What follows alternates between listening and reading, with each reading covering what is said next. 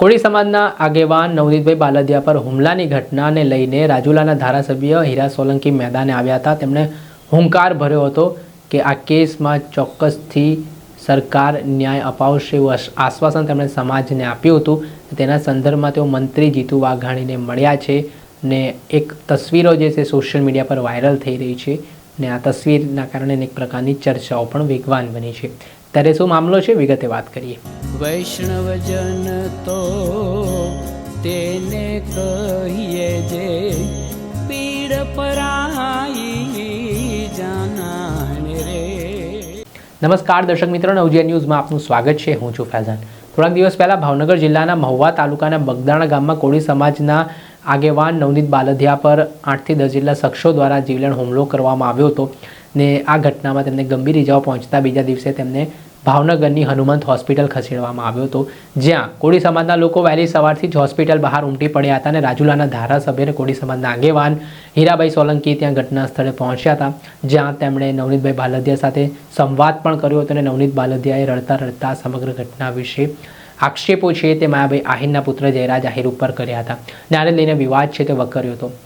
આ ઘટનામાં કોઈ પણ આરોપીઓ છે તેને છોડવામાં નહીં આવે તે પ્રકારની વાત પણ હીરા સોલંકી દ્વારા કરવામાં આવી હતી ને તેમણે જે સ્થાનિક પોલીસની કામગીરી સામે નવનીતભાઈએ સવાલ ઉઠાવ્યા હતા તે બાબતે હીરા સોલંકીએ ચેતવણી આપી હતી કે જો 1 કલાક કે અમે સોમવારે ગાંધીનગર પહોંચે તે પહેલાં તેમની બદલી થઈ જવી જોઈએ ને પીઆઈ ડાંગર જે સ્થાનિક પીઆઈ હતા તેમની બદલી પણ થઈ ગઈ હતી। જોકે આ ઘટનાને લઈને હાલ એસઆઈટીની ટીમ આ મામલાની તપાસ કરી રહી છે।